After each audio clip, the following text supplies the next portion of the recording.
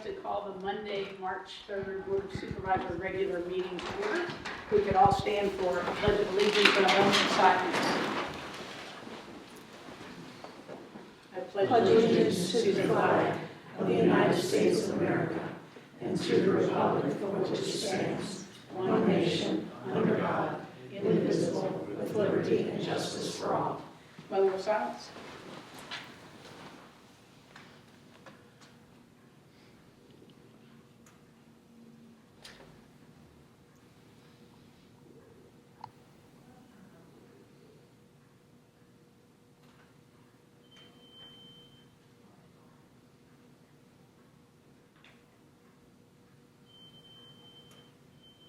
Amen.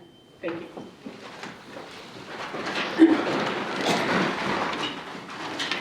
Just to let everyone know, Mr. Whitson is unavailable this afternoon, but will be joining us at the 7 o'clock session.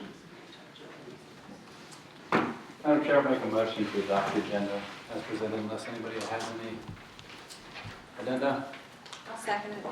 I didn't know if we wanted to consider, and I guess we could add it this evening, possibly a discussion about the email we received over the weekend regarding the BoardDocs special exception permit. It just seems to me like if there's any kind of issues with that, we would be well served to address them sooner than later. I know Mr. Woodson had mentioned maybe next month, so without him here, I hesitate to jump forward. I guess we can address it, we can still add it as an addendum item this evening if there's a will to do so. Absolutely. Okay. Thank you. All right, I have a motion and a second. All those in favor say aye. Aye. Aye. Thank you. All right, Dr. Brunswick, Superintendent. Good afternoon, Madam Chair, members of the board. February is a very eventful month, to say the least. We are very ready for spring to grace the area soon. Teachers have been extremely busy repacing curriculum and adjusting instruction to make up for lost time with all the weather days that we had. Also, to further support learning, after-school tutoring will begin at both schools on March 13th. Tutoring will run Tuesdays and Thursdays from 3:30 to 5 p.m. up through April 18th, and school principals have sent invitations. However, if parents are interested in their children attending tutoring, they may contact the principal for further information.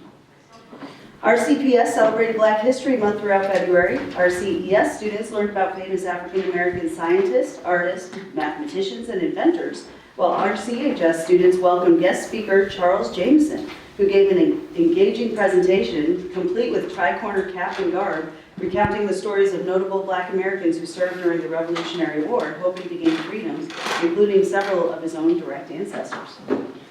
Last week was National FFA Week, and RCHS celebrated with a fun ag-themed Spirit Week, including a cutest pet photo contest, we still don't know the winner yet, a fish and duck scavenger hunt, wear camo day, and even culminated in a truck show in the bus loop. This week was a lot of fun and raised awareness of the FFA program in the Ag Academy at the high school. The PTO is organizing the Fun Run again this year to benefit both schools. You have until March 7th to order your Fun Run t-shirt or to sponsor the event. For more information, please email pto@rappahannockschools.us, and I also provided the link in my uploaded report. Our Spark Summer Program applications have opened, and we are already nearly full. With close to 80 students already registered, and even closer to that with high school students wanting to be counselors. 79 as of the time I wrote this, so there were 50 when I wrote it. So RCPS Headwaters and CCLC are teaming up once again to offer this 8.5-week program throughout June and July in order to keep kids engaged, active, and learning at an affordable cost. Spark will run from 8 to 4 in June and 9 to 4 in July, with many fun activities and field trips already planned. The registration is open until March 17th and can be accessed on the RCPS webpage. RCHS 8th graders participated in the 2025 Reality Store program last Thursday, offered in partnership between Virginia Cooperative Extension and RCPS. At the start of the activity, students were randomly assigned a career and a monthly income. They then had to purchase items from different booths run by the community volunteers, ranging from housing, transportation, childcare, groceries, utilities, dental care, entertainment, and more. The activity helps students better understand the importance of budgeting, choosing needs over wants, and having a savings account. And I was in attendance, and I reassured some boys, made sure that they knew, no, you cannot sell your children to get more income. You can, there are very bad consequences. Very bad, don't do that. During the RCHS Trade of the Month presented on Friday, February 28th, Mr. Rick Naraki shared with students how he got his start in welding and why he pursued a trades program education versus a more traditional college-bound program. Rick talked about how his welding shop and business both had grown over the years and how he has employed several former RCHS graduates. Rick was a big hit, and several students asked various questions, even approached him about asking about summer or after graduation employment. Rick's business, Rick's Custom Welding, is locally based in Flint Hill, Virginia, and has been a fixture in Rappahannock since 1999. Next week, on March 11th, I will be presenting the superintendent's budget to the school board for consideration. Just this weekend, we received some baseline numbers for calculation, so we'll be revamping our draft budget. And we just thank you so much for participating in the joint meeting last month. It's really a great thing when we can work together to find creative solutions to these very challenging fiscal issues that we have. As always, we thank you for your support and advocacy. Do you have any questions for me? I do. Thank you, Dr. Grimsley. My apologies for not being at the joint meeting. I asked some of my colleagues if we were going to be affected, the school budgets, the school was going to be affected by the federal funding freeze. Do you think we will?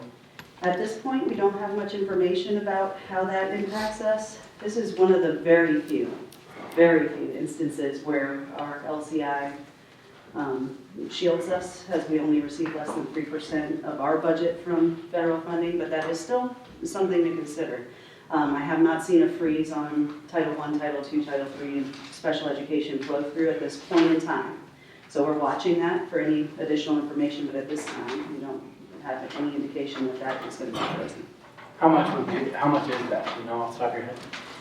Altogether, our federal programs make up about $300,000 Okay. for those programs. And then you have your cafeteria fund, USDA, and those items. So those are things that we need to be watching. But How much would those be? altogether, about $700,000. And so if they did get frozen, would you ask us for that money? Well, there's so many ifs. We don't know. I mean, it just really depends. If it got frozen and there were no block grants or anything distributed to the states that wouldn't get to the schools, if there wasn't a new vote, there's a lot of ifs.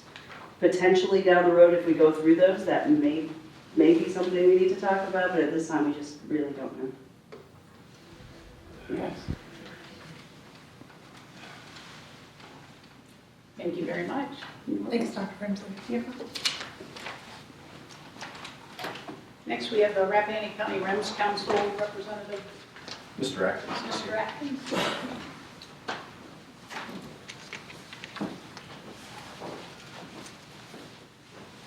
We had a very, very short meeting. We probably might have had no meeting if we didn't have the two guests, Dr. Christopher Lancey with the Department of Health and Dr. Berman Float. She's the new director of Office of EMS. And the main topic of their discussion was the future of the EMS Council. Work groups have been meeting to help decide the new look and purpose of the EMS Council. It was decided that there'll be a reduction from 11 to 7. And we won't know where Rappahannock's going to fall in here until July.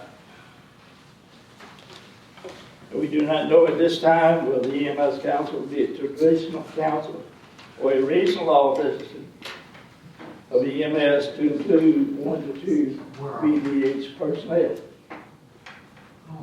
This will increase council area size, and there may be some overlapping health districts. And a point of information, the Rescue Squad Assistance Grant is now open, and it closes March 15th. You're going to put in van land, so radio, equipment, whatever. That's all I got. Told you it was short. So the state's looking to reduce the number of EMS councils from 11 to 7? It's definitely going to happen. Okay. Which has already been reduced in the past to get to where We we are. don't know where Rappahannock's gonna fall, or we gonna go to Shenandoah, or North Virginia, or stay in Fredericksburg. Mr. Atkins, do you know what the reasoning is behind that? Yeah. $30 million. In savings to buy that? No, They lost. fraud.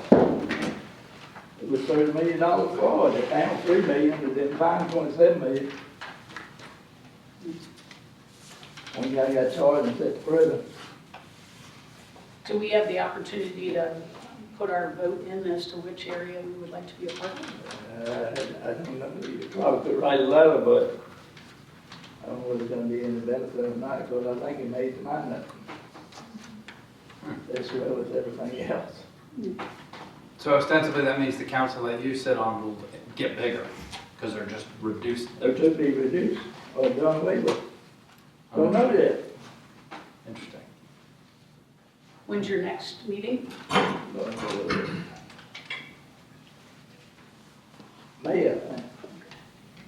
And then the grant opportunity that's currently open, I suppose that's already been pushed out to all the companies? Yeah, we pushed it out. Okay, great. Thank you for doing that and your continued willingness to serve. All right. Yeah, thank you. Thank you. Thank you, Mr. Atkins. Thank you. All right, we're now moving into public comment.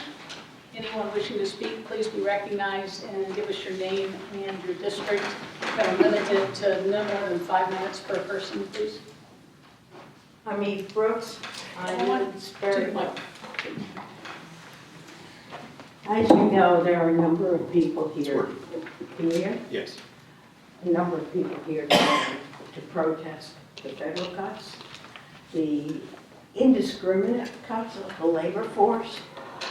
Many of our participants had children who worked for the federal government, have been laid off, and as you know, there were 14 people who were laid off from our park here in Shenandoah. So we're here today not to attack you. You're the lowest level of government.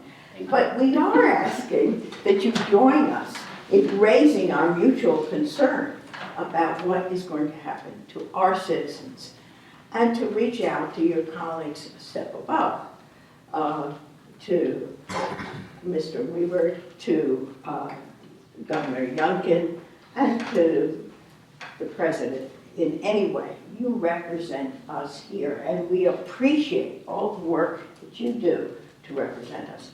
But let's look ahead at the kinds of suffering our citizens will have.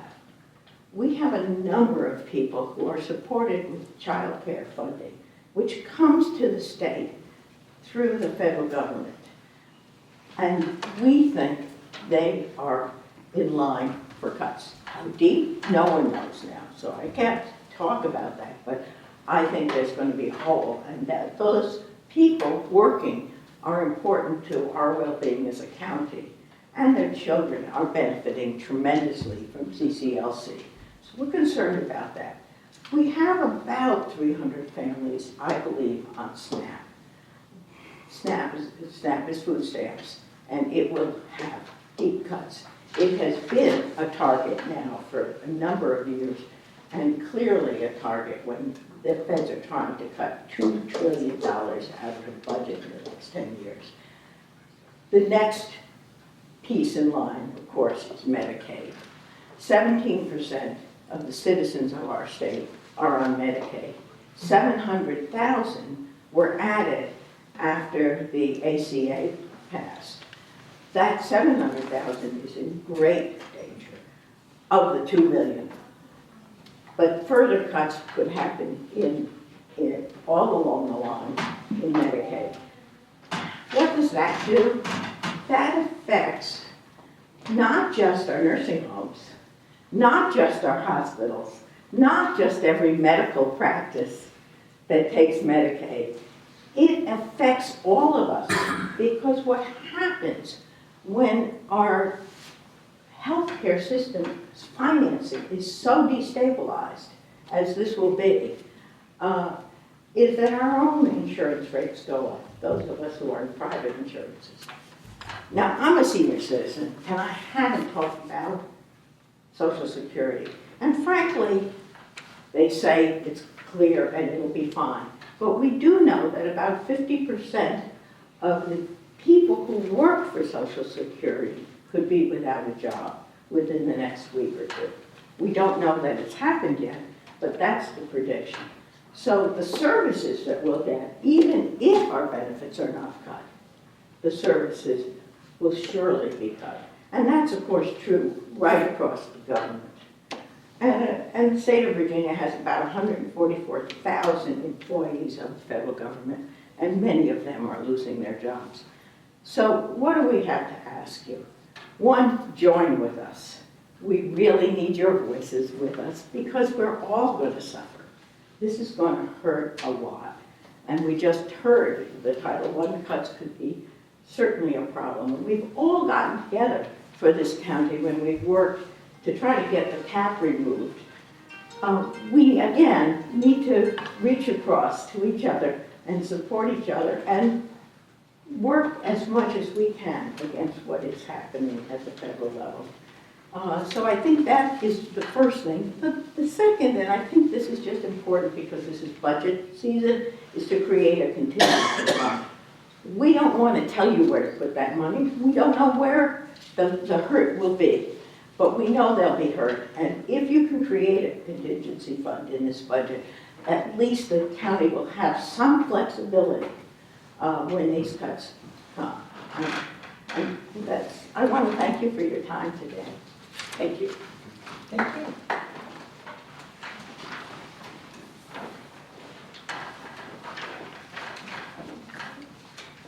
My name is Juliet DeSarno, and I live in the Hampton District. I'm here to echo Eve Brooks and really ask that you pay attention to what the county is going to need to pick up that we lose in federal grants.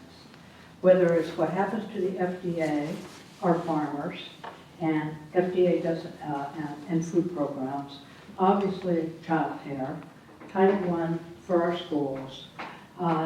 There is no way the county itself can pick those all up, but we hope that you will, in doing your budget, try to figure out the most important and how to ease the burden on the county, because I think it will be tremendous.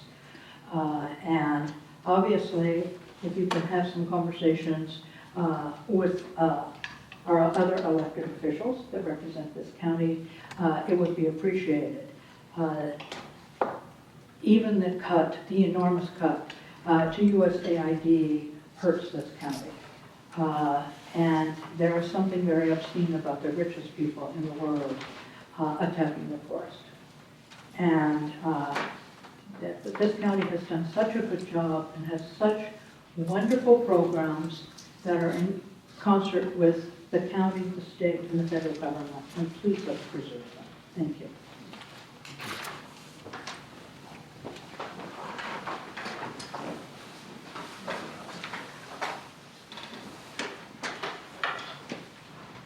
Hi, I'm Ralph Bates from Huntley area, and you saw a number of us out there just as you were coming in perhaps, that were there because of all the things that both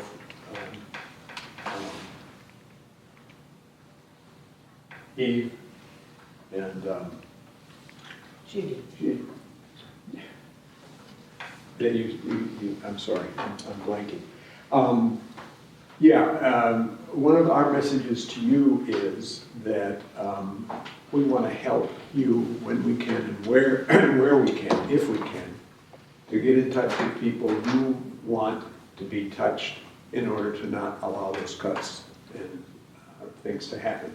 So we'll be paying attention to your budget needs and then organizing as many of our people in the Democratic Party that we can to move forward and contact the state legislators and other elected officials. So we want to offer that help. You don't have to call us and tell us to do that or ask for that, but it's there and we intend to be of service in that way. So if we can all pitch in and work together, maybe we can have an influence on the kinds of things that I think were described to you, which you probably knew about, are likely to happen in our county too. So we're in this together, we're with you on it, and let's hope we can make some difference at the state level to try and reduce damage that's being done by the federal level. So anyway, thank you very much. Thank you.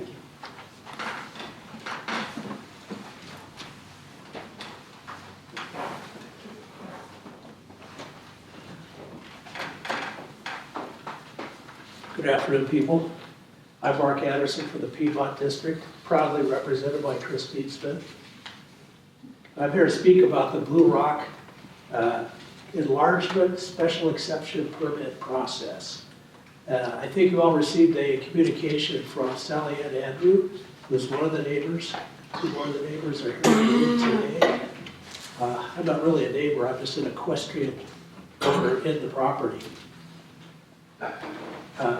These comments pertain to the special use permit granted to the Blue Rock Inn in November of 2023 to add up to 3 structures to the Blue Rock property to accommodate 14 to 15 additional guest rooms. That was the purpose, and I think several of your business people, you recognized the economic viability of the Inn depended on getting more rooms than the 5 that they actually have at present. And that was the impetus for part of this request. There were other things that fell away, but this is what I'm here to talk about. Blue Rock contended that separate, lower profile structures would be less intrusive to the neighbors' views than adding on to the existing inn. That was admirable. I'm glad they said that. And I think that at the time they may have meant it. The inn itself, according to Zillow, contains about 4,000 square feet of space, of which 1,200, give or take, is for food service operation. So about 2,800 feet of that is rooms, things pertaining to the guest rooms.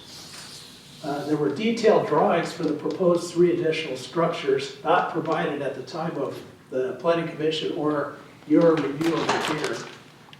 There were, however, photographs of buildings, which are in the packet that Sally Ann Andrew provided to all of you. She can't be here, by the way, because she's in travel from Florida back up to here, otherwise she would be.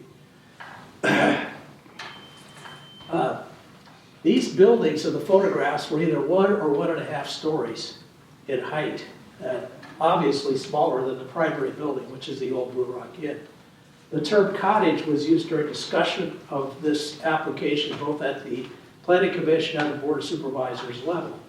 The term cottage only appears one place that I can find in the applicant's papers, and that is one of the buildings on a map was labeled cottage suites, meaning rooms or groups of rooms. To me, cottage is something from a Thomas Kincaid painting. It's a little house in the woods, 1 story, smoke coming out of the chimney, there's 2 deer in the woods looking in, there's a fox over here, and it's very rural. It's the exact country ambiance that you're trying to capture with our zoning on agricultural property here in Rappahannock County. Blue Rock submitted 2 applications for building permits after the board approved the special exceptions for up to 19 guest rooms, which would include the 4 or 5 that are already in the Blue Rock Inn. And then, instead of 3 structures, they elected to apply for building permits for 2 structures, and I gather put in enough rooms to meet their needs for what they wanted to add. But when the drawings finally came in, the 2 structures were 6,300 square feet and 6,550 square feet. Just for comparison, Monticello is slightly under 12,000 square feet. So we're talking about a big envelope, 3 stories high, considerable space. And you may ask, well, why, if it's only 5 guest rooms per building or 8 or whatever, why is it 6,300 square feet? Because they're suites. They're basically apartments with kitchens, extra rooms, a living room, and everything else, all piled into these additional structures. I maintain de facto this amounts to 10 additional dwelling units that were placed on that property, despite the agricultural zoning and despite the fact that it already had 2 dwellings before this. on the 80-acre lot. If you add a declaration of condominium, which would be another special exception, they can be sold separately or rented long-term. You've got a housing, really de facto, or through the back door, you've got multifamily zoning placed into an agricultural zone. It's clear the height area of these two structures will exceed that of cottages, which are typically one story, or auxiliary buildings to the main inn building. Auxiliary is defined in the zoning code too as something lesser than the primary structure. This is an unexpected outcome, I think it's fair to say, that was not welcomed by the neighbors certainly. I'm not sure it was welcomed by the board. I'm requesting the Board of Supervisors look further into these discrepancies between what was represented for your approval in November of '23 and what the applicant actually planned to build on this property. And it needs to happen now because the permits have already been issued. To allow this practice of presenting one concept for county approval, but substantially changing the size, scale, and scope of the project to be constructed would set an unfortunate precedent for future land developers here in Rappahannock County. The Navy taught me, never bring a problem in without a proposed solution. Here's mine. Include height restrictions in feet, not in stories, and square footage limits on floor area as conditions on special exception expansions where it's appropriate. This case, unfortunately, is the special exception that swallowed the rule. Thank you. Thank you. Thank you, Mark.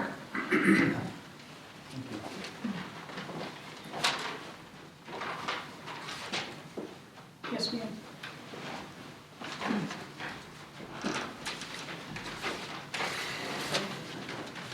Oh, this is nice. Good afternoon. My name is Yoko Barsky. I live in Hampton District.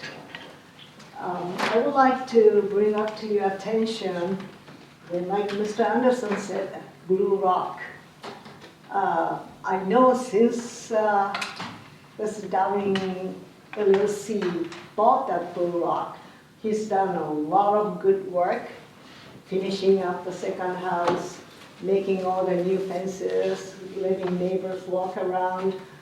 Restaurant was great, although I don't know what the chef situation is at this point. And Apollo in the summertime was wonderful. I think he's done a great job. But I'd like to bring up to you this expansion part of the Blue Rock. As you all recall, in November of 2023, this board granted a special exception permit to allow 3 additional buildings to house overnight guests. There were supposed to be 3 5-room cottages. I'm not sure what your understanding or interpretation of a 5-room cottage was in 2023. Today, however, the zoning and the building permits have been already issued for 2 of the 3 buildings. I'm not sure if you're aware that approved structures contain 5 one-bedroom apartments, each complete with a living room with a fireplace, bedroom, kitchenette, large bath with a terrace or a deck, and a separate entrance. These are not connected. They total, as Mr. Anderson said, 6,300 and 6,550 square feet, according to the permit drawings. I would like to know if this picture fits your understanding of a 5-room cottage that you approved in 2023. If not, we may need to add, or in the future, such applications, you may need to add a few things limiting the square footage, or 5-room cottage does not mean with a living room and separate entrance, etc. Those things could be under the condition, which was not specified in this special exception permit. The locations of these buildings on the zoning permit application were shown also far away from the originally approved locations. I think Mr. Curry calculated some 155 feet away.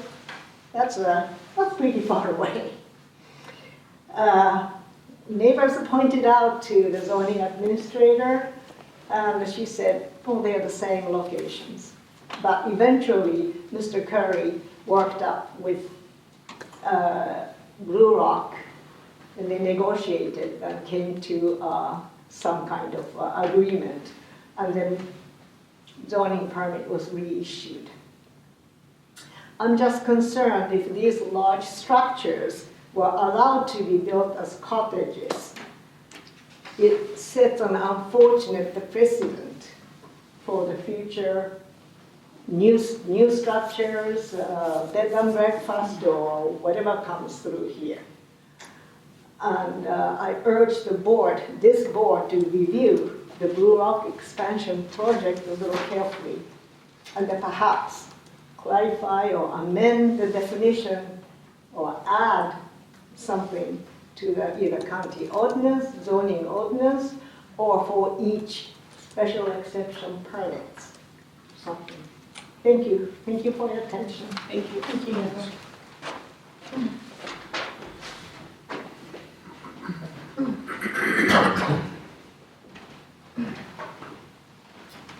Not seeing anyone else in the courtroom, I'll open it, the public comment up to Zoom. Anyone wishing to speak, please raise your Zoom hand.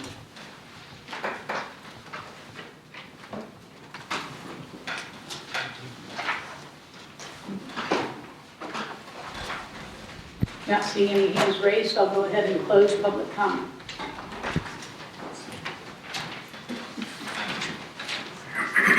Madam Chair, I'll make a motion to adopt the consent agenda, unless anybody else wants to yank anything. On the motion, do I have a second? I'll second. Motion and a second. Any discussion? All those in favor say aye. Aye. Any opposed? Thank you. All right. Moving into appointments. Just give a brief introduction. The Public Safety Committee has for a long time had a representative from the association. That body modified the rules of procedure several months back and modified the wording such that it states a representative from the volunteer fire and rescue chiefs who shall be recommended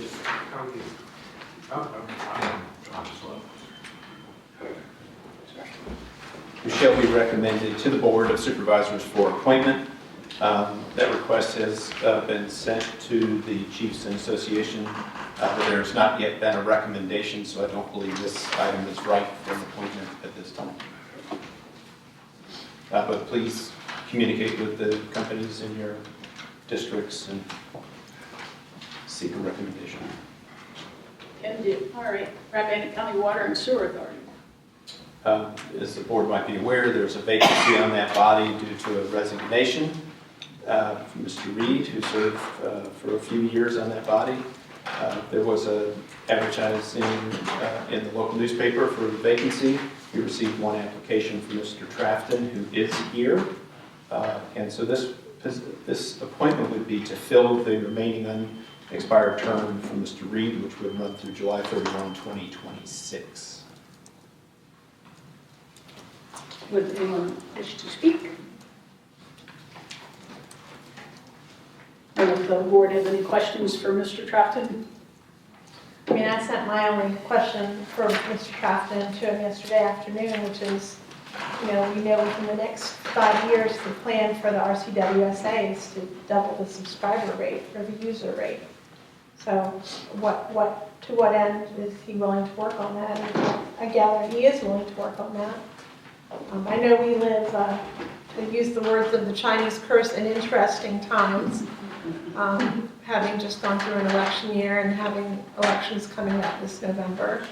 But I do think there are opportunities to offset some of that cost, and I hope that the members will engage. Well, as you know, I live in Sperryville. I'm a ratepayer and an office sewer service. it's in my interest as well as my neighbors that we keep the rates as low as we can. That said, I understand that the plant is very old with equipment, 25, 40 years. And it seems that there hasn't been significant planning in the past to have a rainy day fund to replace this. Unfortunately, I suspect there will be rate increases. But I'll do what I can with the board to look at alternative means of funding, whether that be if there are grants we can find, if there's alternative ways to upgrade the plant without as much money as needs to be spent. I think we all are aware that there needs to be money spent. I have been attending meetings over the past, I don't know, year or two, because I was curious about the rate increases that were coming and what does that mean. I want a little more insight in terms of what does that mean, what's the plant like, what's the system like, are they adding capacity to the system, why are things like that. And, so over the past 2 years, I've read some of the reports that the current board has solicited with an evaluation of the equipment. They've produced a CapEx plan of upgrades to bring this back into a more updated system. 40-year-old equipment. My home appliances won't last 40 years, let alone a major utility. So to answer your question, Ms. Smith, I'll do what I can with the board to try to locate other funding, or do what we can to keep the costs as low as they are. But I think there are going to be upgrades no matter what we do. Yeah, and I would be remiss if I didn't thank Ken Reed for his years of service on the RCWSA. I know in the recent discussion of the rate increases, people called me and said how very much they appreciated his candor and expertise. And at the end of the day, he was somebody that everybody really trusted. Mm-hmm. And for that reason, I will miss him sorely. And I hope that he knows how very much he will be missed on that authority. To that end, I'll go ahead and make a motion that we appoint Robert Trafton to the RCWSA to fill the remaining term, the vacancy, which ends on July 31st, 2026, and waive all formalities associated with the appointment process. Second. We have a motion and a second. Any discussion? I do think that we need to look at the longevity of the RCWSA, and I do believe that since the Assistant County Administrator is now doing a lot of the financials and a hands-on role with that organization, and the Treasurer's Office is responsible for the billing, I do think that in the long term, the county would probably be best served to take over that organization. Certainly not something that we need to consider today, but I see it's outgrown being a citizen group, and it is on the horizon. We need to recognize that. Thank you very much for your willingness to serve, Bob. Thank you. Any other discussion? All those in favor say aye. Aye. Aye. Any opposed? All right. Thank you. You also have a vacancy on the Rappahannock County Recreational Facilities Authority. This also due to resignation. This position would then for the unexpired portion of that term as well through June 30, 2026. As we've discussed in the past, your ordinance requires a resolution for appointment to this body, and so a resolution is provided as part of the application. You did receive an application today from Ms. Shannon Ennis, and there is a Shannon online, which could be Shannon Ennis. She's welcome to raise her hand if that's her.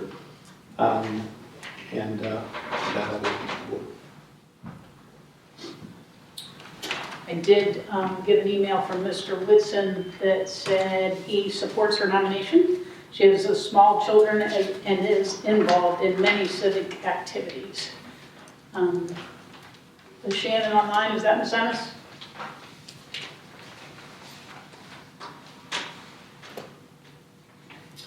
Well, I would just echo that. You can look at Shannon's application, and there is no doubt how well plugged in she is in the county. She does have the 2 small children. She's very engaging, and I spoke with her not too long ago, and this excites her.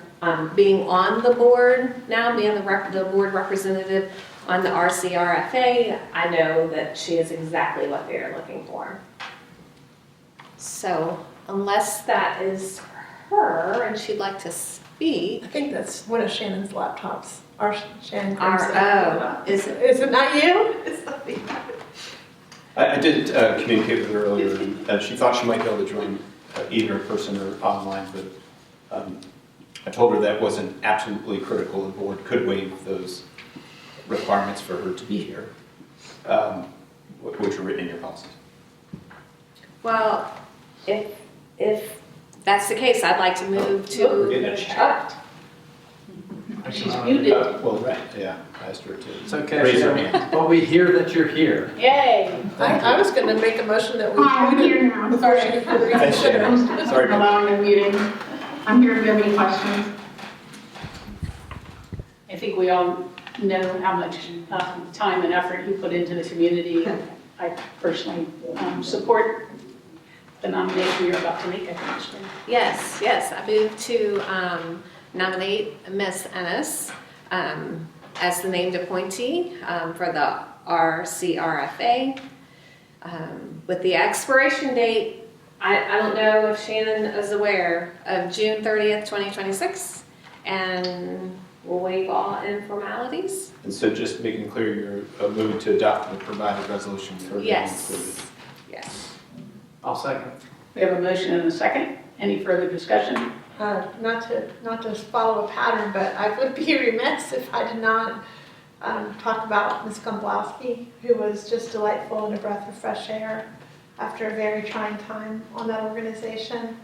And, having a professional voice like that, so it reminds me a lot of Phil Irwin, that they just make everything sound a little bit better when they're on your board. So many thanks for her years of diligent service. And thanks for Shannon for your willingness to serve. Any further discussion? All those in favor? Roll call, please. Roll call.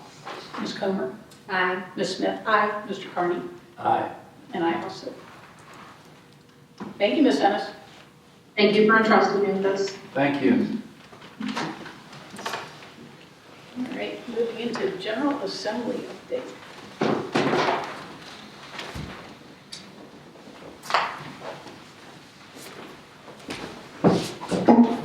Yes, normally I have it so the individuals cannot just unmute themselves at their will, which could lead to chaos during the meeting. Just want to breeze through this very quickly and make sure you're aware of some of the bills that are en route to the governor right now. We won't really touch on the ones that didn't make it there. So there is one data center bill that is, I think, helpful for localities. And it allows us to request additional information should a data center ever apply. Here, we know that would be very unlikely, but other localities now have the leeway to request a lot more information on the power needs and sound and a lot of different things. So, Is that the resource-related one that EDC was discussing, or something similar? It's there was another bill that would require the electrical companies to set up a separate rate structure for data centers that failed. There was a few other ones. This one is started one way, ended up more enabling localities to legally request more impact information from a potential applicant, which I think that is coming from a position of Northern Virginia data centers being installed near residential uses. Utility scale solar, there were several bills. Most failed. This particular bill, again, is not something that it requires us to do anything. I'm just going to pull it real quick. But generally, it requires more information at the high level from these potential uses. It does not usurp our local authority. These bills are coming every year, and we need to remain really vigilant because I expect every year there to be threats of taking away your local decision-making authority on whether these are going to be placed in our community.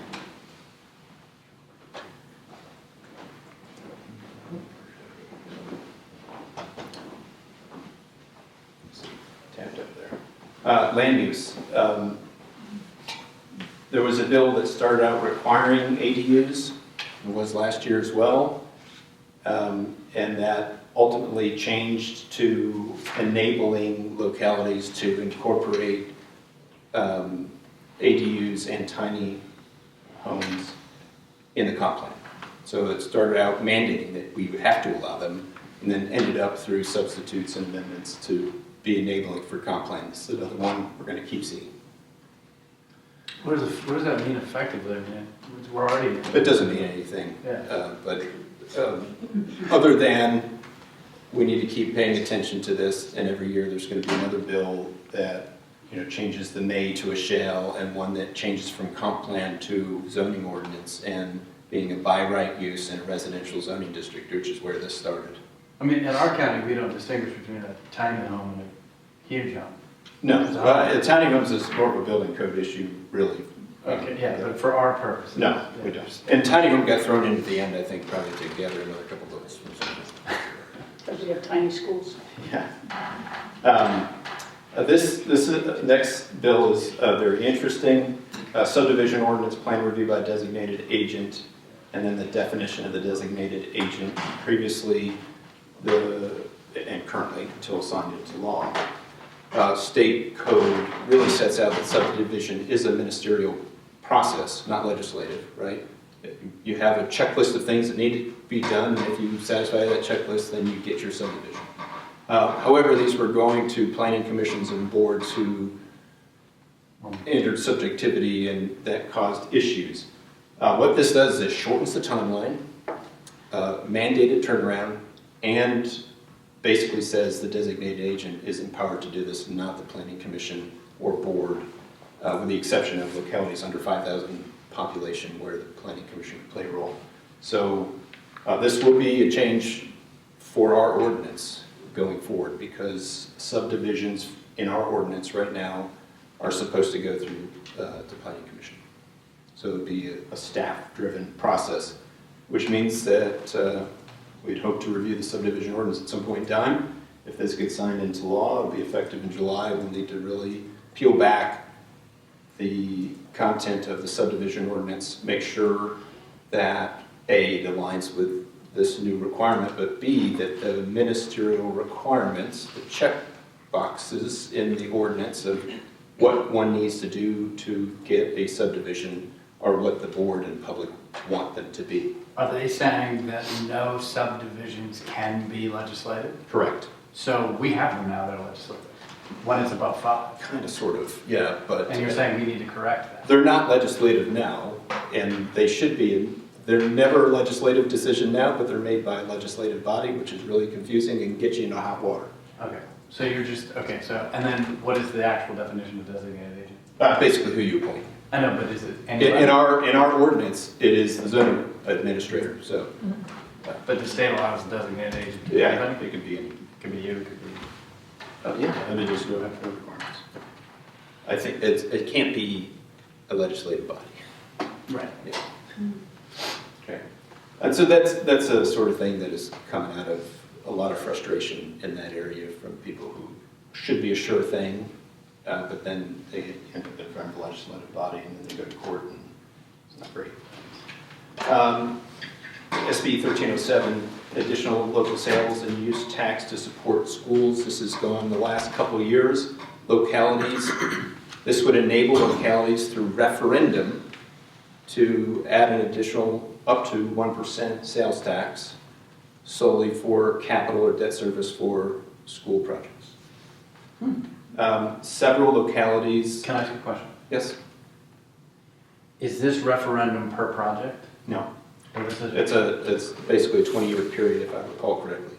So a handful of schools are allowed to do this now because they've petitioned the legislature over the years to be added to the list. This would expand it to all. This made it through the legislature last year and was vetoed by the governor. I expect the same thing this year, but it will probably keep coming back.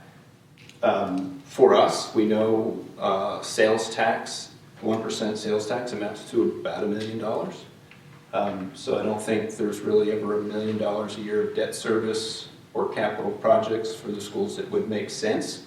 But you could possibly do something less than that and then take pressure off of real estate taxes, thereby shifting some tax from the real estate to sales, which is more transient.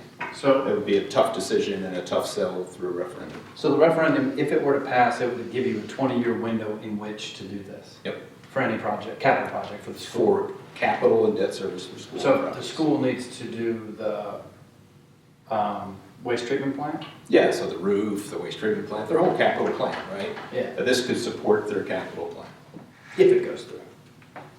If the governor signed the law, the Yeah. bill, if the board decided to seek a referendum, Yeah. if the referendum were released and the community supported it, you know. Can a referendum be during any election, or does it have to be a general election, or is it? I don't know the answer to that. So we don't have a lot of ways to diversify revenue to protect real estate and personal property. This is one way to potentially do it. The last time we considered doing a meals and lodging tax increase, that was not The met community, well. yeah, and so it would be a vibrant community discussion, I'm sure. I mean, that's the whole point of a referendum, right? Yep. We don't have to fight it. And lastly, there was a bill last year to mandate a registry of all cemeteries, graveyards, and other places of burial in every county, which was just crazy for a rural county like us. There's bodies all over the place. I don't think you can say that. There are. Hey, people have been here for a long Get time. started, Gary. People have been here for a long time, right? We have a lot of family plots, and to this day, our zoning ordinance allows you to bury your loved one on your property. Right, By right. Great. Isn't that state? By It's right. wonderful. No. It's great. And you have lifetime rights to go visit, right? Yeah. So, Well, it's in perpetuity. having to have a registry is complicated and it would be a real pain. And at the very end, this was amended to be mandatory only in Planning District 8, which is Northern Virginia, which maybe it makes sense if they're. Or maybe localities of a certain population size or. Yeah. So it's a may for us. It's a may in the state code now. PD8, if this gets signed, will be mandatory. But it'll stay may for us. But every year there's a may in the state code. You know, one quick word can change it to a requirement. Yeah. And that's the way these happen. And then there's a bunch of failed legislation you can look at later. Thank you. How are things going with the cap? Should we ask? The funding that we sought was not included in the Senate or House budget, was not included in the conference budget. And so it's possible that it could be included in the governor's final budget, which would be wonderful. And which we're seeking, but see how that goes. And then there's a process after that for the General Assembly to react to line item vetoes and amendments that the governor might make. So still washing through is what I'm hearing. I think we were optimistic at one point in time, then we were cautiously optimistic, and now there's just caution, I think, but we're hopeful. So is this year 3? This is year 3. This is year 3. We've taken different approaches. Yeah, I don't want to suggest that it's impossible. We continue to work on it. When's the 4th grade school trip? The ones that. Richmond? Yeah, Richmond. that one. Yeah, that'd be good. Send them with signs. T-shirts. T-shirts, yeah, shirts. T-shirts. Rural kids matter. Yes. Yeah, for real. The most important talking point, if you will, for us is that the conference budget does a lot of great work for public education, and for the most part, removing the cap on these positions, funded positions, but we essentially get nothing. And so why are we as a county singled out among all counties in the state to get nothing? And that's what we continue to talk about. Hopefully that our message will be heard by the right people. And we have good advocacy from our state groups, and just don't want to get ahead of ourselves, so we'll let that play out. All right. New commercial activity is usually Mr. Whitson, and if you know, fire levy guideline revision referral. As the board is aware, the association came to the board a while back and suggested that they would like to see the threshold between operational expenses for the fire companies and capital expenses for the fire companies, which was $10,000, below which would be considered operational and funded by the county through the fire levy tax. They wanted that number to increase. Their first ask was $50,000. They went back and thought about it after the board discussed it, and they came back with a $25,000. The board said that seems more reasonable given all the inflation. Sent it back to the fire levy board.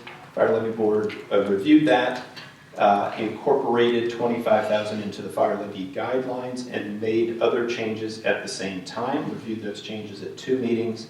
The association and the chiefs were unable to provide input on those changes before the most recent meeting. And so at the last fire levy board meeting, the body asked the association and chiefs to have their input in by May 1, which would allow the body to have a discussion about it in May and allow the Board of Supervisors to consider any recommendations or referral from the fire levy board at the June meeting, which would have these new rules put in effect before the end of June, which means the January through June bills could be submitted based on whatever the new rules are. So nothing, the drafts are attached here, you can look through them, but there may be additional recommendations from association and chiefs. Regional fiber to the home. Ms. Smith reminded me that she had asked for this to be a standing agenda item going forward. So I have added that. I always feel like, we're part of a serial television show. And when last we left this subject, we had decided to request a copy of the addendum from Culpeper, read that addendum, see if that addendum might be a useful document to us, which I think staff did, for which I'm very grateful. And my recollection is that the email was that staff would be ready to discuss that today at the meeting. And it looked to me like the addendum item was really a fantastic document, and hats off to the supervisors in Culpeper County for negotiating that for the people of their county, because it really sets some concrete expectations for the project, milestones, discounts, and perhaps most importantly, a way to withdraw from the project should it devolve to that state.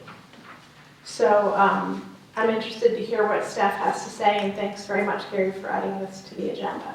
Yeah, so I did have the opportunity to speak to my peers in some of the other localities, not all of them, and ask them, where are things different there than they are here?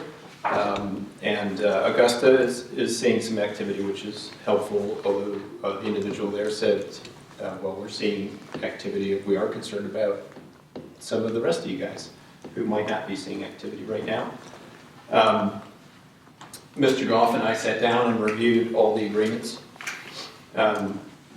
We don't have the amendment that Culpeper did, and interestingly, I did watch one of the Culpeper board meetings that Mr. Ennis presented to him, and it was right after he was here, and he noted to that board that he was at this board and that we wanted the same terms that they had and that they were looking into that. which I thought was interesting. I think it would take a lot of pressure from all 8 localities, majority of the 8 localities anyways, to turn the others. If and when the current agreement milestones slip again, then we will really need to pull together. Let me go back to where I was saying, Mr. Goff and I reviewed the 3 agreements that are in place. If you remember, there is a grant agreement between the state and the regional commission that basically says the state will give the regional commission $96 million. There is an agreement between the regional commission and All Points Broadband, which basically states All Points Broadband will build a fiber network across 8 counties for like $300 million. And then there is an agreement between the regional commission and the 8 counties, the fiscal agent agreement, that basically states that the counties will provide their share of the funding into the regional commission and it'll be held there. So each of those 3 are separate parties. They all interrelate with each other. Our review of those documents generally suggests that we don't have a lever to pull to eject. It's just not there. And at the end of the process, we will either have a fiber to the home network or we will have our money back with the interest that's been earned. And really no avenue to push that to a point beforehand outside of if milestones are missed, then we'd be back. They would ask us back to the table for an amendment. I think we would have to be, with our peers, encourage very strongly that if this thing's going to be amended again, and as the regional commission should not do that without some heavy negotiating. So having discussed that, Ms. Jewell and I discussed the financial part of it from our side relative to ARPA, and the end of this project for all practical purposes is December 31, 2026, which is when the ARPA money must be spent. And that is not just our money, our $1 million, that is the $96 million from the state. So we can't speak to the $96 million from the state, but we can speak to county money. Localities who received less than $10 million of ARPA money had great flexibility on how that was allocated. And there was an assumption through proper accounting that any amounts less than $10 million could be allocated towards general government services. And so we plan to go through the accounting process to do that with all of our money. And so it'll magically change the money sitting in the bank in front row from ARPA money to county money. So we are not at risk of not spending the money by December 31, 2026. And so that's where we are. So it sounds like it's your opinion that there's no action that would benefit the county to take at this time? I don't believe so. I don't think so. I think with the fiscal agent agreement, that the county essentially turned over to the regional commission all the decision making. Yeah. But we're not at risk of losing the money though, if that was the concern. That is in an account that will ultimately either be spent on the project or we'll get it back if like as Gary said, those important milestones are met.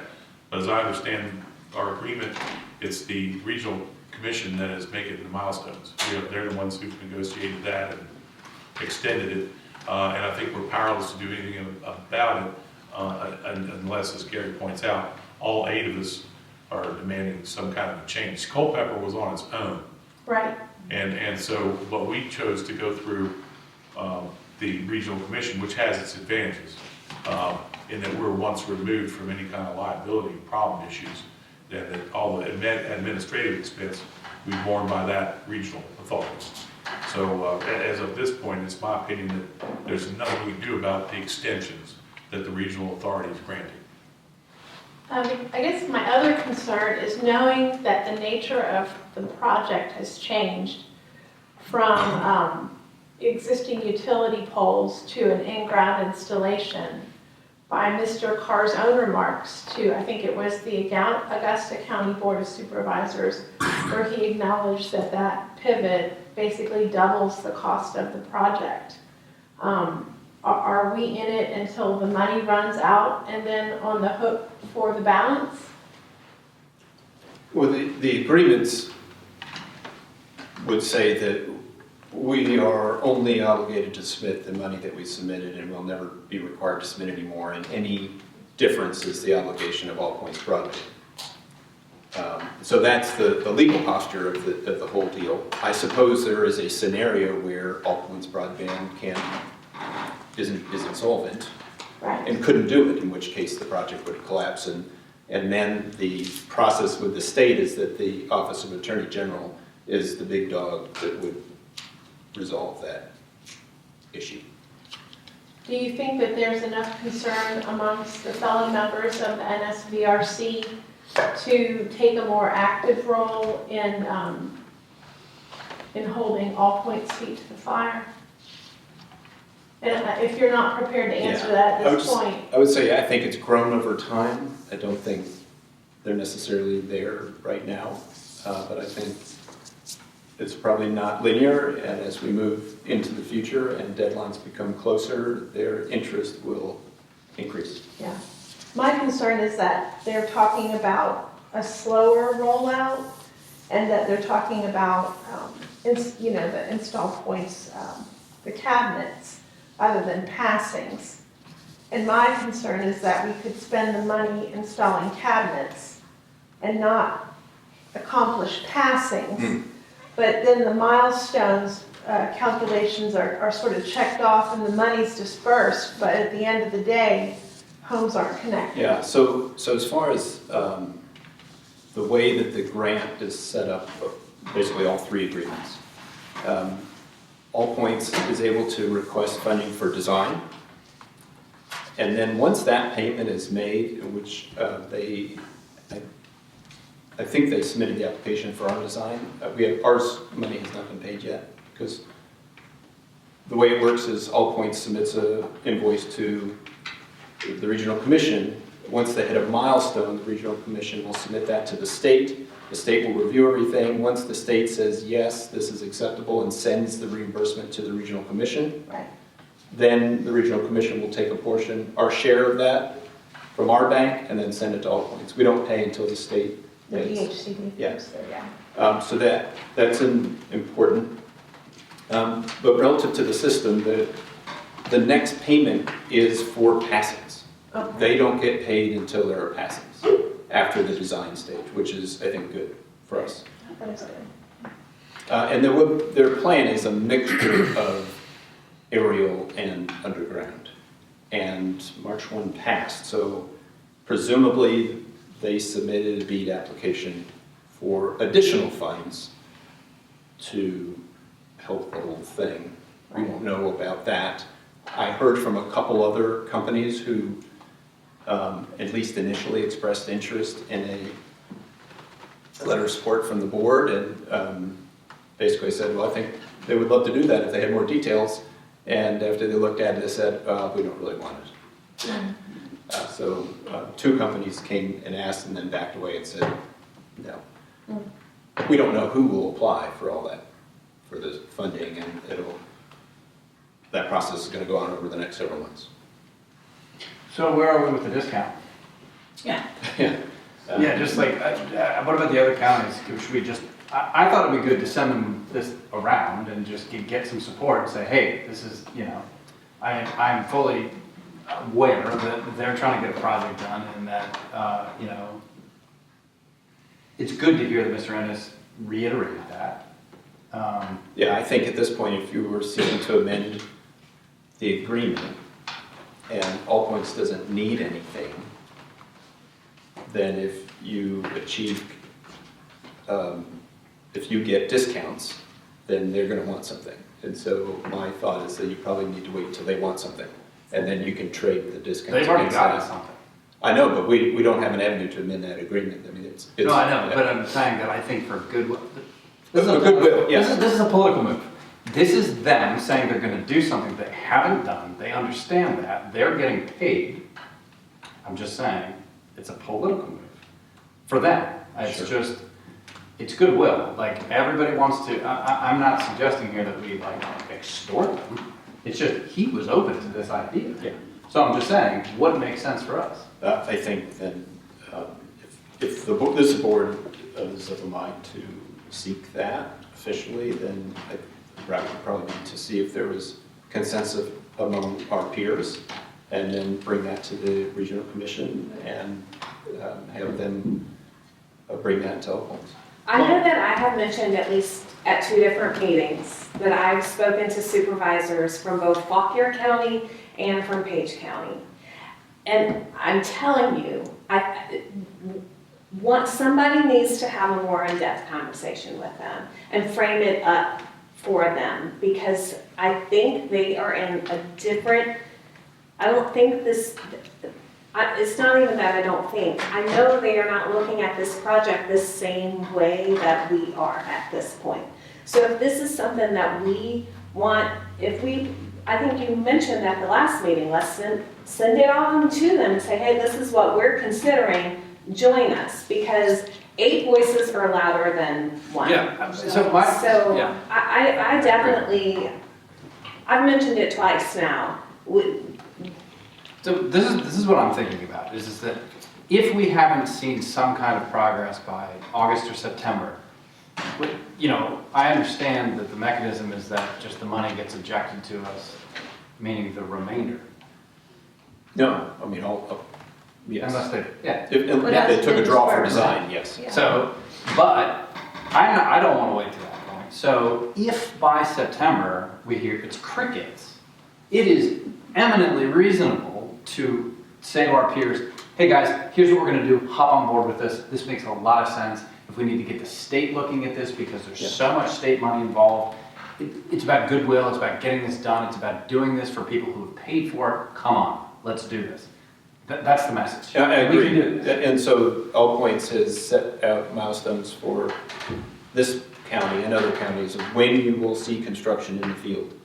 And I think if that milestone, like many in the past, comes and doesn't bear fruit, I think you will find much more willing partners among the other 7 counties. Yeah. My experience from the beginning of this whole process was it was very difficult for us to influence those other 7. You tried very hard. We tried very hard. Well, And time so- is on our side of this. And I think this is a different day, if that were to happen again. Why Rappahannock County needs to be the Because we're leaders, Gary. Yeah. We never had a And telegraph. I think we also Never had have to railroad. look at, there's a brand new board in Fauquier.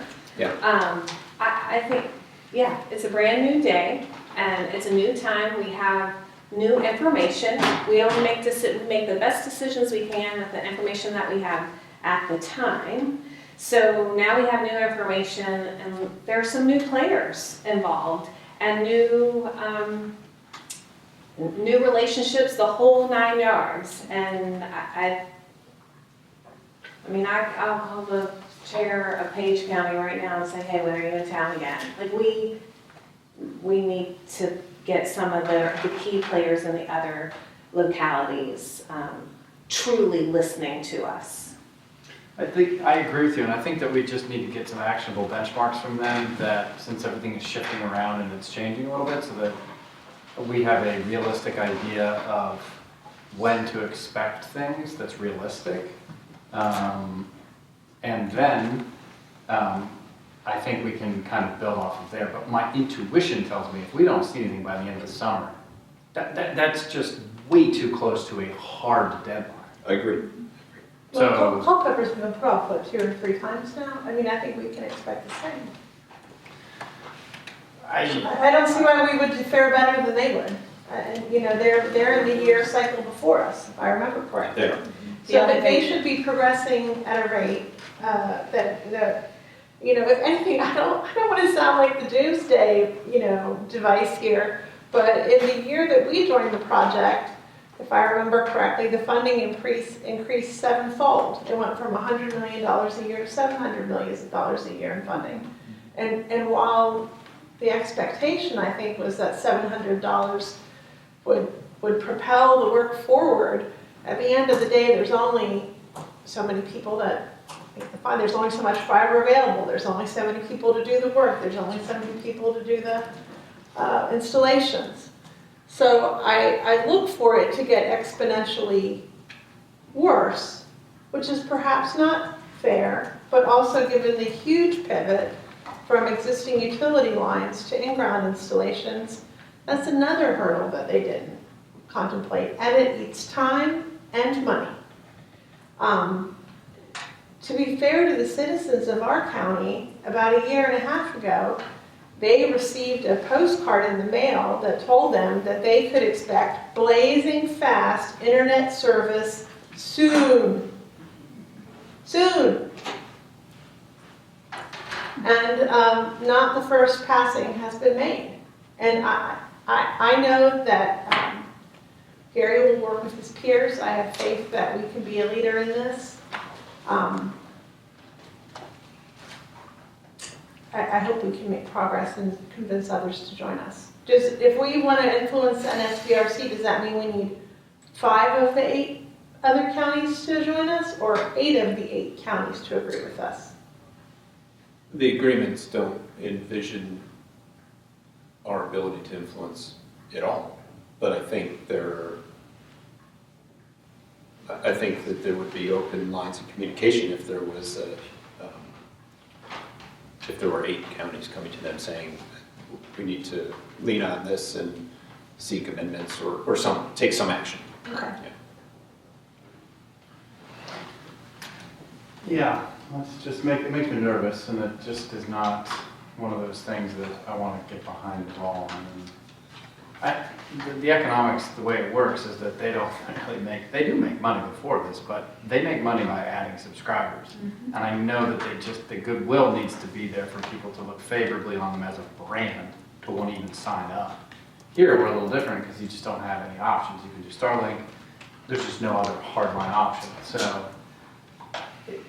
we need it. I think this can happen. I just need to think that we have some kind of at least consortium moving in the same direction where we can all just expect benchmarks of some kind. And enhanced transparency and communication would go a long way. Totally. All right, moving into board committee reports.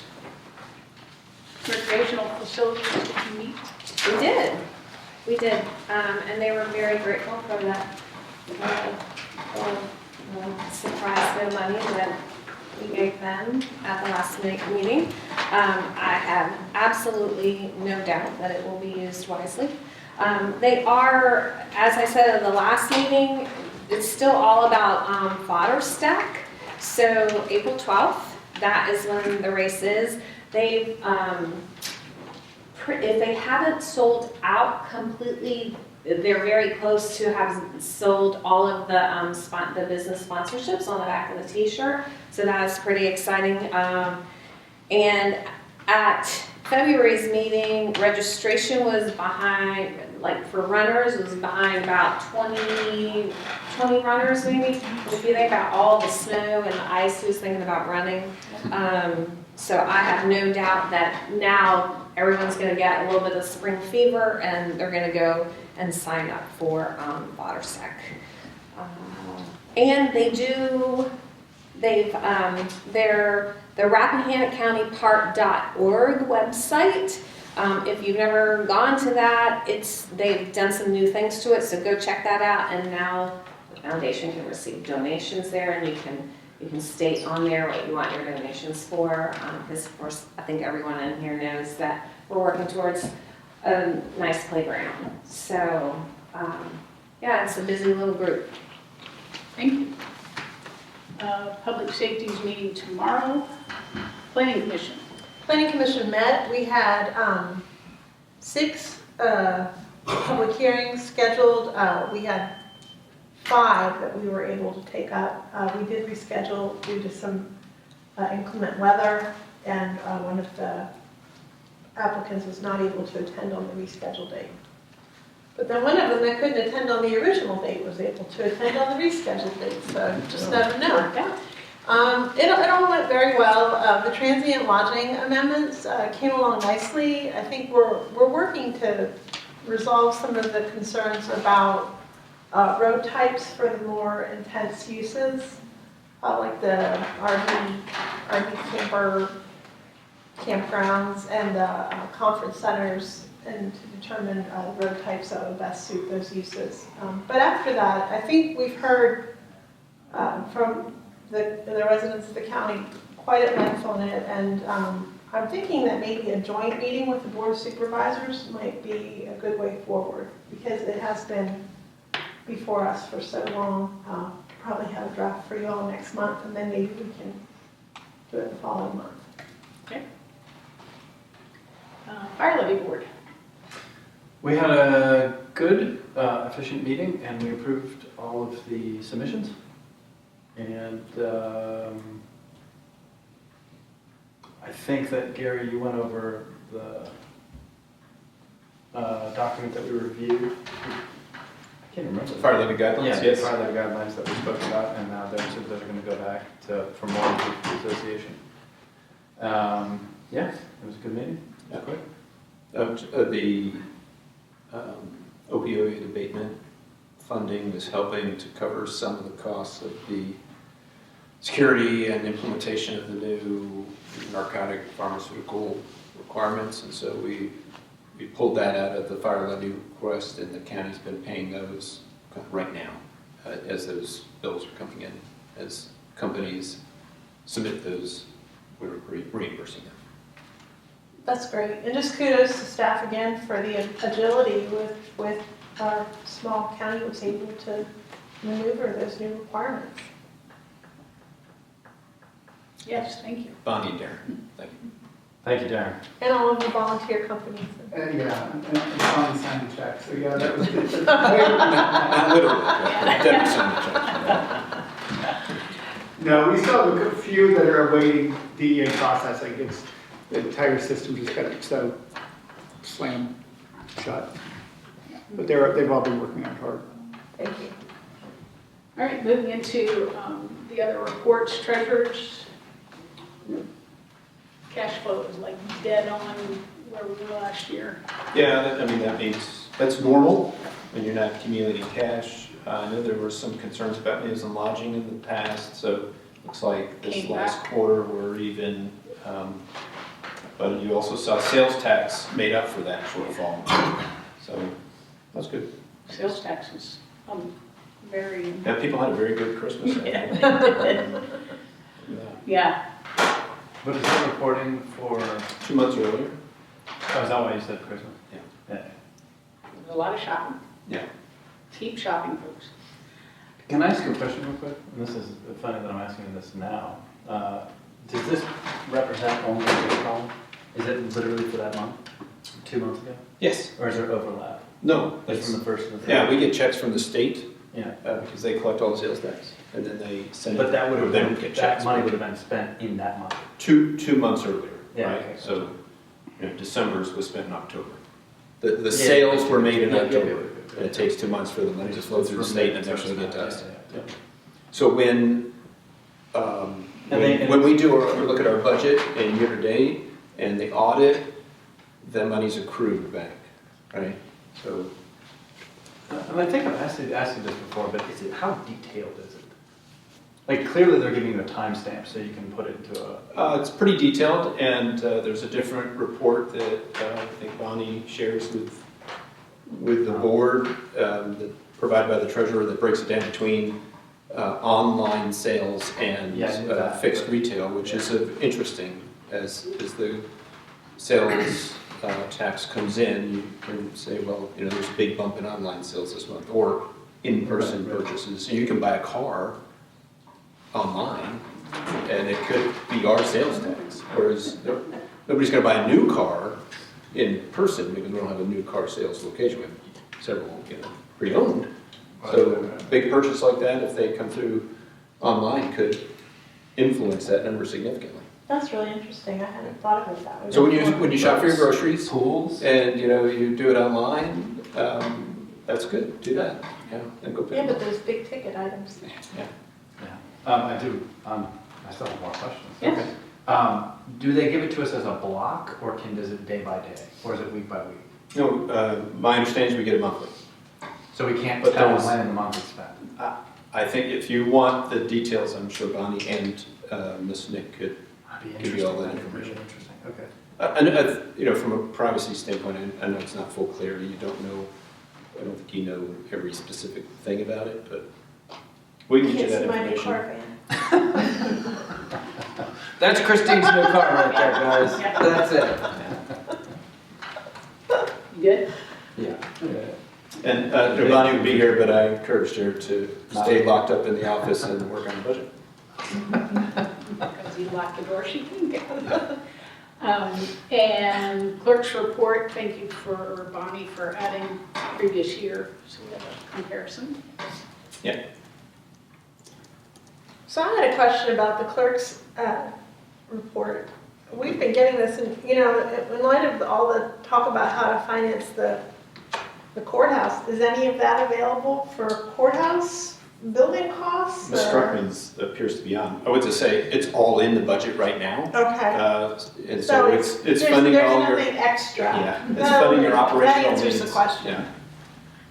Yeah. It's just a different. As there are optional fees that the board could assess, they've been brought to you, or the courthouse security fee was, the General Assembly allowed you to double that maybe 5 years ago now. And so the board did that, and that is the bulk of those funds that will help the camera and all that stuff.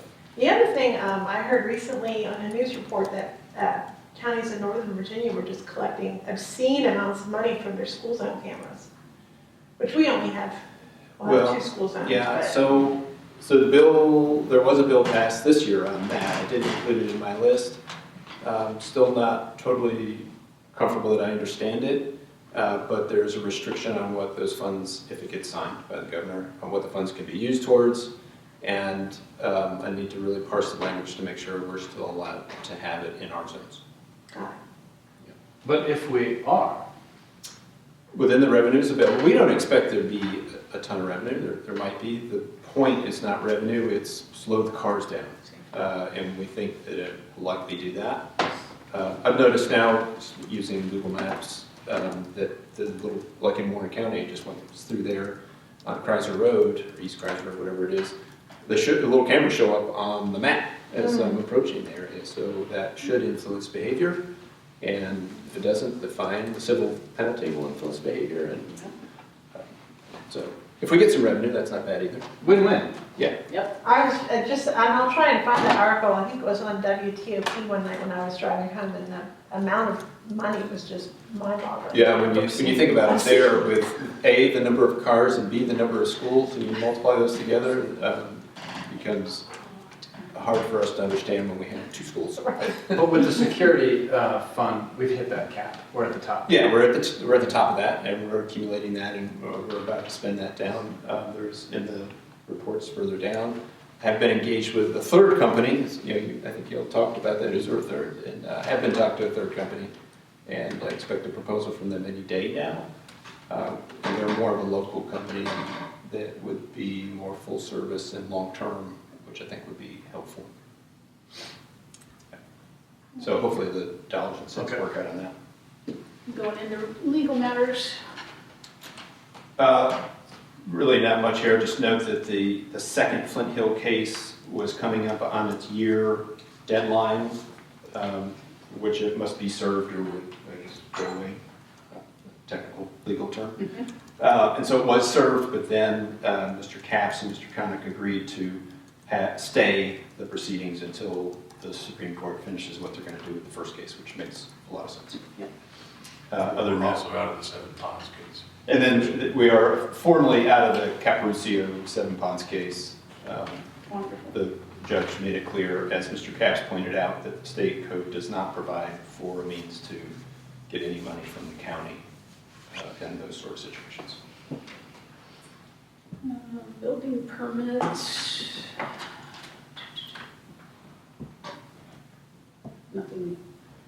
No. So very exciting there. They staying busy. Yep.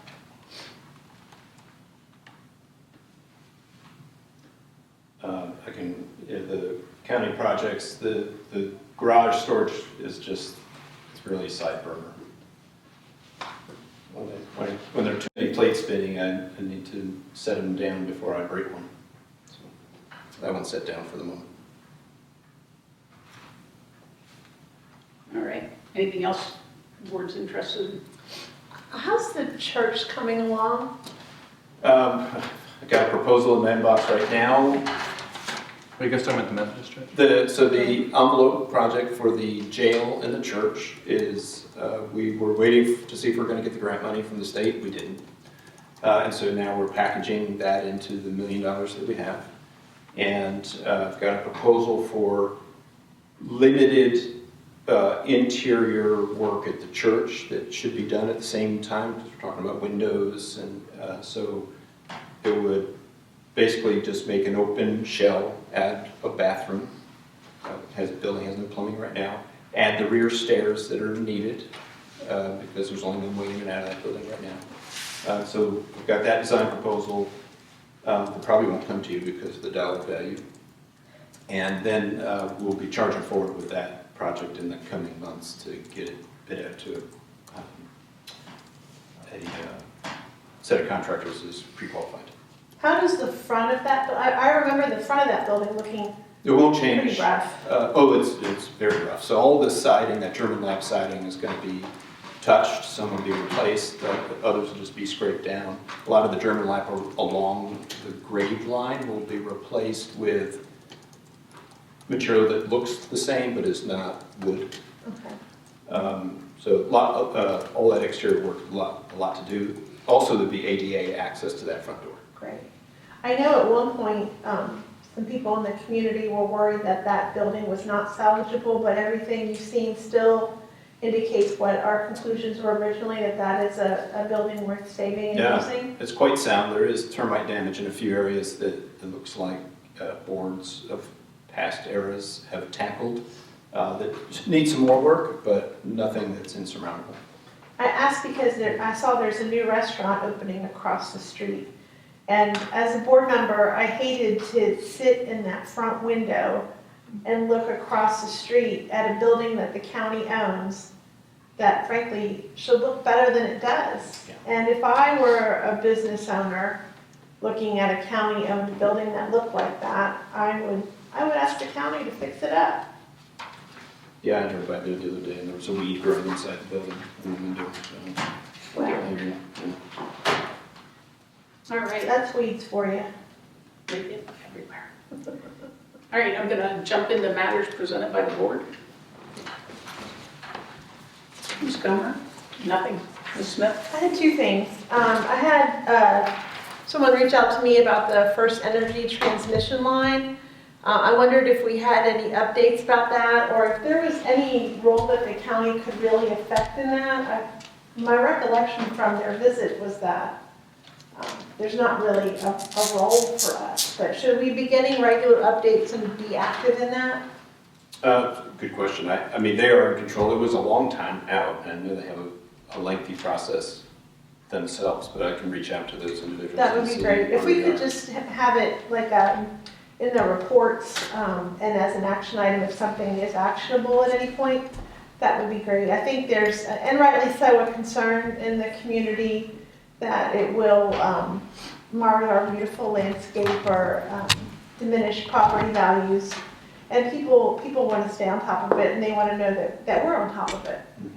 That is the primary source of electricity for Rappahannock County. Yeah, well, no, well, you heard me when they came to visit. I wish our phone companies cared as much about our service as they do and would replace some of this aging infrastructure, but at the same time, we need to make sure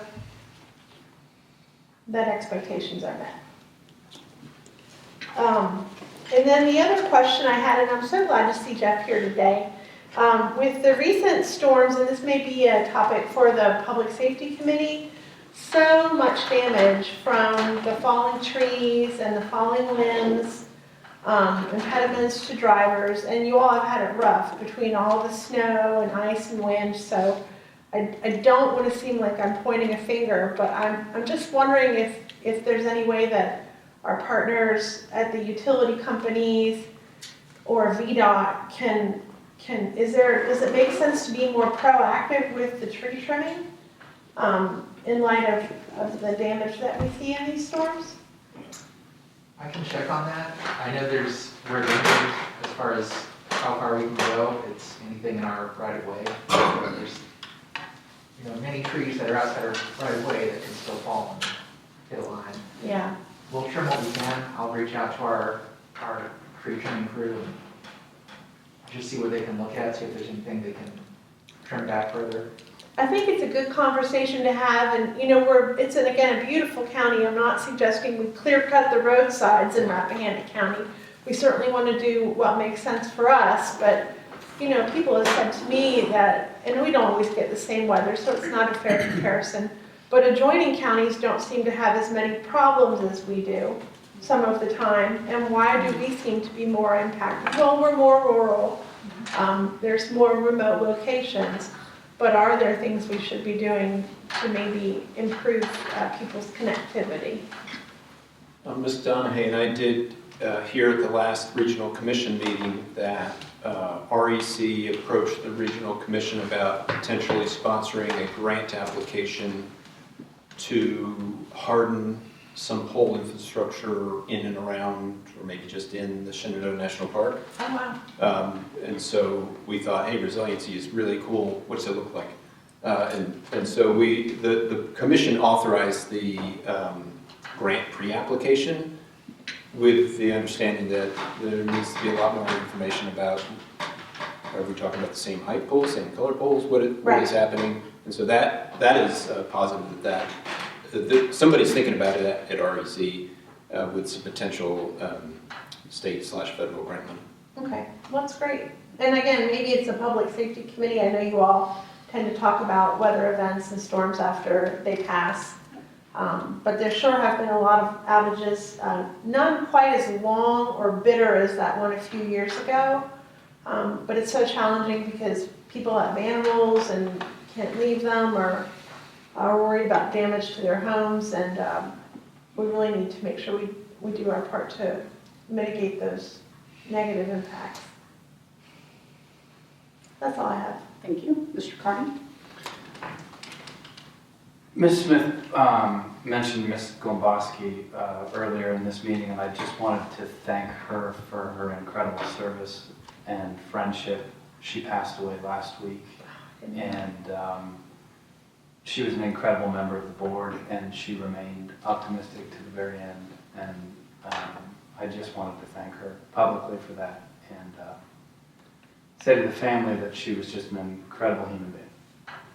I didn't know she had passed. I'm so sorry to hear that. She was really just a delightful person. She was incredible. I would have shared that after the meeting with you. That's so sweet. Thank you for letting me know. And the only thing I have goes in line with what Ms. Smith was just talking about is we have so many trees and limbs down alongside major roads, 522, but also, I've got a tree on the side of Bear Wallow that's just leaning there. So I'm hoping UPS or FedEx doesn't accidentally hit it because that thing's going to snap back. So they've got so much to cover. I don't have a clue if they have a timeline for cleaning up some of this, but it's a mess. I'm sure it's long, and their budgets are, VDOT's budget's likely strained just from the snow events. Right. And now they'll have the tree cleanup event afterwards. But my next monthly with VDOT, I'll ask them what their schedules are. So I assume they contract out that work. They do a lot of it in-house. They've been doing it in-house. I passed a crew on my way here today on 211. Yeah, they're working hard. They're cleaning things up. Good. Chester Gas, 522 is a mess. How's the VDOT camera working out up there? Supposed to be changed this week.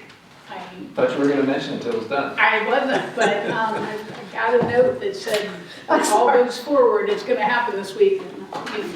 The reason I ask is that it occurred to me too, a lot of people travel over to Luray, and I'm sure you'll see like on a lot of online groups, you'll see, well, how are conditions going over to Luray? And so I do wonder if that's not a opportune place for another installation.